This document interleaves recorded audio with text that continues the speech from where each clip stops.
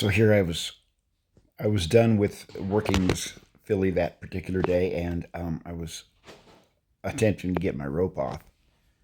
And there's several ways to get that rope off. This is a long and tedious way, but it was probably the best way for her to deal with it that particular day, because I don't think she was ready for it to come over her head without a big fight. So I just unthreaded my rope, basically, and I did it in a way that just was real fitting to her, and I tried to console her and then continue on, and I just kept feeding it. That's a 60-foot rope, so it was quite a while.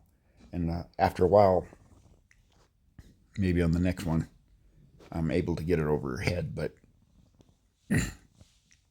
this is the way I did it that day. And I just kept feeding it through, and she was handling it pretty well.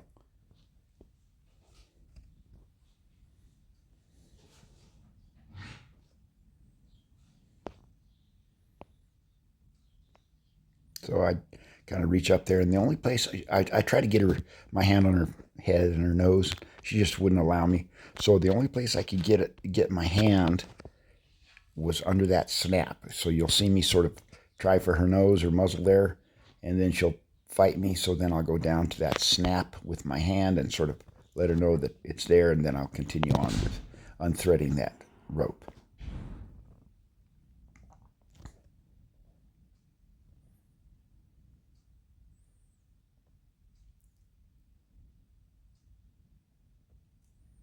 There, I got it unthreaded. Now I'm just going to drag it slowly off of her neck there.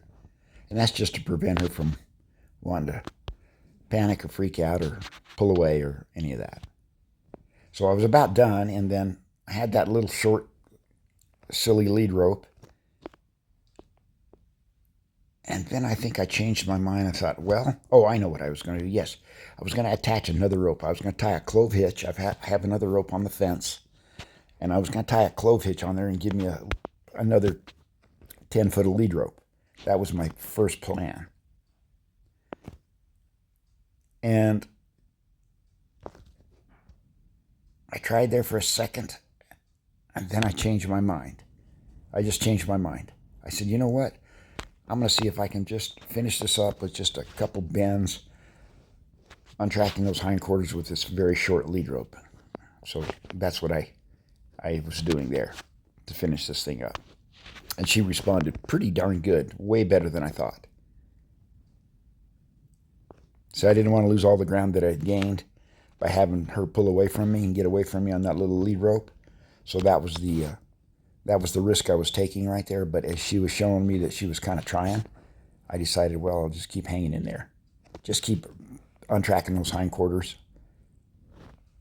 And I didn't want to tug too much on that halter, because it can be way overpowering to those horses in the beginning, and they will really set back, panic, and rear up and flip over and all that sort of thing. So that's the thing you got to be real careful about when you first take a hold of that, because you got a lot of leverage out there, way more leverage than you have with that lasso rope.